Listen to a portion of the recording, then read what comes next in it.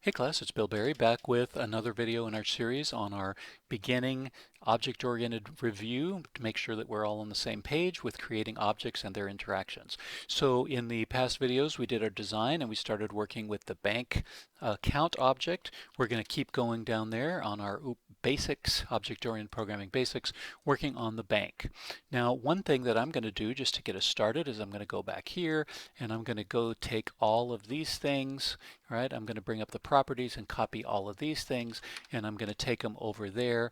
Right, the whole purpose of this is to make my life easier. So why don't I make my life easier, right? So I'm going to just paste those things in, and then I'm going to go over here and I'm going to grab all these things. Right, so if I've already done the work, then let's leverage the work, right? Let's not be stupid. Okay, so I'm going to paste those down here out of the way. Okay. Perfect, right? So all that stuff is ready for us. All right, so let's get started working on our bank account.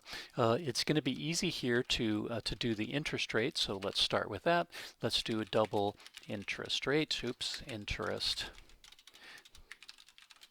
rate. We're going to do that, and then we're going to do accounts. How do we do that? What is the data type of that, right? It's going to be something coming before accounts. It's an array list, right? Don't do this. Right? That's not what we want. Remember that an array list and all the collections that we study here, we want these to be strongly typed so that they take only the data type that we're talking about, which is we want bank accounts, right? So this is an array list bank account of accounts. Right, so that takes care of that. Everybody remember that? Array list we got to bring in, so we're going to import Java2-01d so that the compiler is happy and understands it, and perfect, it is super happy. All right, so the first thing that we're going to need to do is think about the constructor. So that's what we got here. What comes in, looks like the interest rate ought to come in, right? Because that's right down here, right? In fact, we can go steal that word so we don't have to retype it. Double initial interest rate. And what do you need to do with that, right? Probably we need to do interest rate equals, and then we're going to go steal that, right? And we probably want to make sure that that is not negative, right? Even 0 is probably not right, but certainly if initial balance or initial interest rate, right, is less than 0, right, we're certainly going to want to be a little bit smarter about that, right? So if that, let's see, I want to get this out of the way here. All right, so if initial interest rate is less than 0, right, we're going to do what? Probably throw an exception. Illegal. Now notice these are not the only exceptions that exist in the universe, right? Interest rate must not be negative. There are sometimes other ones to throw, so don't get the idea that this is the only thing you can throw, right? You can throw whatever makes sense. It's just that often we're checking something that came in as a parameter, so that makes good sense. We're also going to, oh wait, we're going to have to set the interest rate. So why don't I take care of that? Public set interest rate, and I'm going to pass in the new interest rate, and that's going to be a double. Right? So why don't I take care of that one while I'm thinking about it? And wait, that would look just like this. So don't I really want to take that and put it here instead? All right? And then from here, and this is going to be a public void, so why don't I just call set interest rate and then pass through whatever came in as the parameter. How's that? Right? And then this is not initial interest rate anymore. It is now new interest rate. So I will copy and paste to solve that problem. Cool. So now I've taken care of my constructor and I've taken care of my set while I was in the neighborhood. Right? Now the rest should be, now one other thing. Don't think that the only job of the constructor is to assign variables, right? That's not all it's supposed to do. It needs to breathe life, as I say, into the whole object. So if I'm creating the bank, I better create the list of accounts, right? I better have accounts ready. Otherwise I'll have to create the object later, and how am I going to know, like, yeah, let's just create it here so it's ready to go. So how do I do that? Well, I already have accounts. I just need to assign it to something new. And that's going to be a new array list bank account. And then don't forget your parentheses, right? Now, there is another way to do this. I can type that, right? You don't want to do that, but you can type what's called diamond notation, and that's fine too, because it will infer the type from the static type, right? From the type of that's talked about here, but this is certainly a good start. So now I've created the new array list. Even if it's empty at this moment, at least I have it. Now I can say I have breathed life. The bank is up and running, ready for business, right? Now the rest of these should be pretty straightforward, right? If I'm going to write, let's write get account. So public get account is going to return a bank account, right? Again, all this stuff we have. We've already figured it all out, right? So give me an ID and I will tell you, I will go return that bank account, right? It's called get account. You pass me a string which represents the ID, and then I'm going to go find that in the array list and I'm going to get it back, right? Now, maybe in this case, maybe I actually want two, right? Maybe I want two ways to do it, because maybe they can ask for an account by int, right? They can give me an integer account index, right? Because since it really is sort of an array, it's a list, then that might be completely reasonable. So then we can say, hey, I want to return the accounts dot get, right? Use the get method and pass the account index, right? So then here, what I can do is I can look for it, right? I can go look for it and then return that thing. So let me write some code to do that. Why don't I go through it? Why don't I loop through the list? And just for fun, we could use a for loop, right? Or we could see if there's something else clever to do. So let's do that. So in our case, a standard for loop might work, but just for the sake of review and just to make sure that you have seen something like this, let's write a for each loop, right? Just to make sure, because this is pretty fun. If you write a for each loop, one of the things that you can sometimes do is write it backwards. I find that sometimes that's easier. A for each loop will go through each one of the elements in that collection, right? All the elements in that particular collection one by one.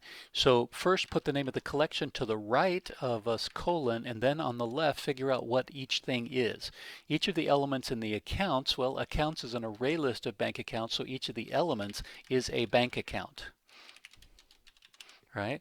So for a bank account called one account, it's just going to one by one assign each of the accounts as it comes to them to this variable, and then I can use those things to do what I need to do. For instance, if account.getID, right, I'm going to check the ID, dot equals the ID that is passed into me, right? If I ask the account, and this isn't account, this is one account, right? If I ask this account one by one, it's going to bring these to me. If I ask that account to tell me its ID and I check whether that's equal to the ID that came in, then I know that's the one I want, right? And then I can just return it. And I'm going to return a reference to that account, which is indeed a bank account, right? Now this is complaining because I still need a return somewhere else, right? So I can do that, and that short circuits it too. So if it finds the account, then it stops. Well, what if I get all the way done here and it hasn't found it? I've gone through all the accounts and it never finds it. Well, why don't I just return null, right? Again, that would be good, something good to document up here. When we go to write our Java doc, we need to say that, right? So they understand, hey, if you get a null back, that means it didn't find it. And of course, we could do our standard checking on that to make sure they're not passing us an ID that doesn't make sense. So let me do that for us. In this class, I don't want you to expect me to tell you all of these things. I want you to think about and implement preconditions that make sense, right? So nulls and empties for things where an ID is required, certainly that's kind of important, right? You need to make sure that you check for that stuff. All right, so get account, that's actually more interesting, right? That's actually maybe more interesting than in most of these others. So let's keep writing, right? We did get account. How about open and closing accounts? That's kind of a fun one. How do I do that? Well, if I'm going to open account, I'm going to do a public, and that's going to be a void, right? There's nothing to return, called open account, and you're going to pass me an account, which is going to be a bank account type. Notice that all I'm doing here is I'm sort of taking the UML that's down here and I'm rewriting it in Java format, right? Now, again here, we probably want a first check if account equals null. And of course, you know what we're going to write here.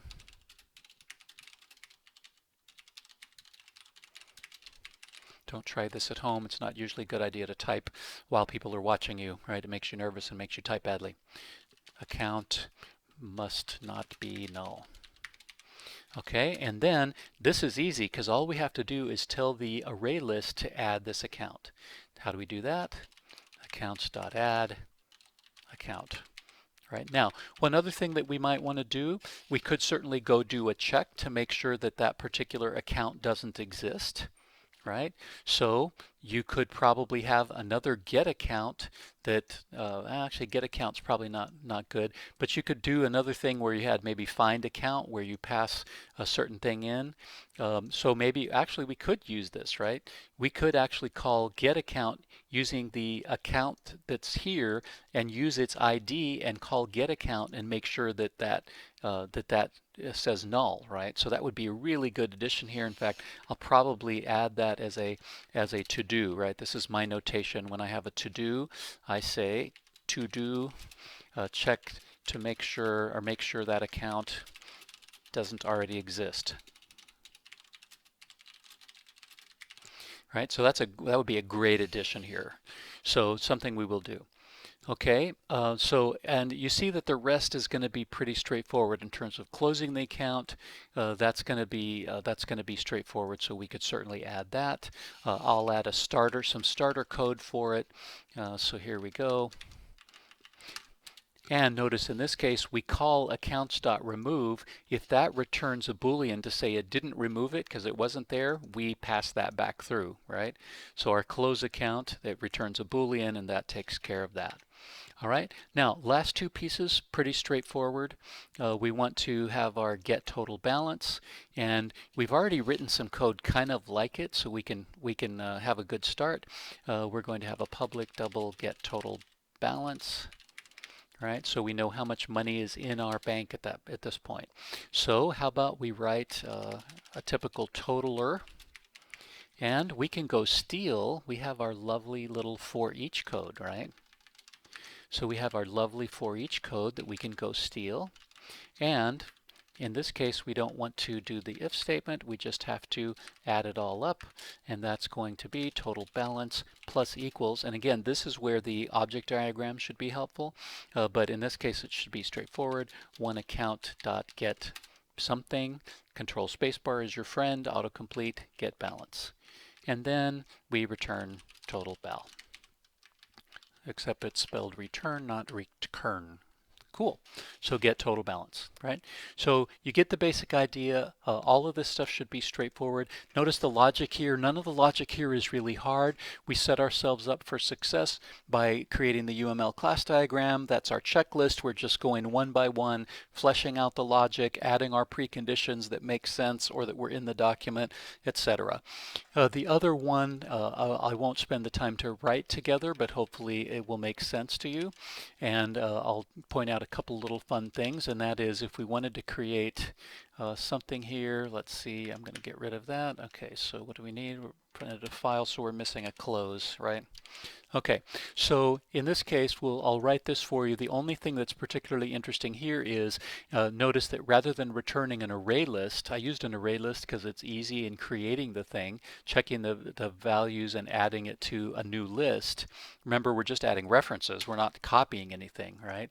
The only other thing here is I'm using the toArray function, right? So the array list actually has a toArray function, and you have to pass it an array, so I just make it an array of 0 items, right? I don't have to have something workable there. In fact, do you even have to create that? Yeah, you have to put a 0 there, right? So I'm going to create an array for it to use as a starting point, as a template. And so I just pass it a new bank account 0, and it's going to allocate a new array, make it big enough, copy those references into that, and that way I'm returning an array, which I said here I wanted to return rather than the account the account's typical kind, which is the array list, right? So hopefully all of that code sort of makes sense and that you can follow. This is the sort of typical project of objects that hopefully you did in 142. You should have done something at least this complicated with objects, maybe a little bit beyond. But all of this code should look reasonably familiar to you in terms of how it's constructed. I'll pause. I'll go through this whole thing line by line and screen by screen and let you see it. So take a screenshot or pause the video if you want to look at the first screen. Now I'll move on to the second screen. Now I'll move on to the third screen. So hopefully all of that makes sense, and we have now created a pretty well-functioning project. We could actually now go write a main and verify that things are working, right? So main is not a place to test, but it's a way to kind of demo. So I recommend highly that when you're working in these things, in fact on your projects, I kind of want to see a main, right? The reason is I want you to prove to me that stuff is working. All right, just get me started with some code that we know works. So down here, when I'm working on main, I can start by just doing a public static.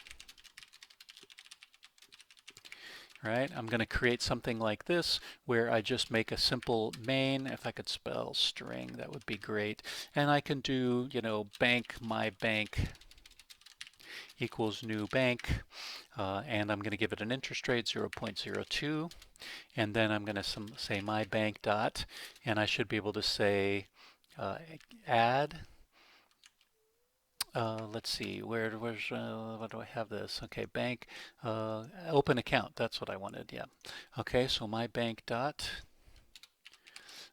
open account, and I'm going to say new bank account. And in there I'm going to do, and what's the order of these parameters, right, for bank account?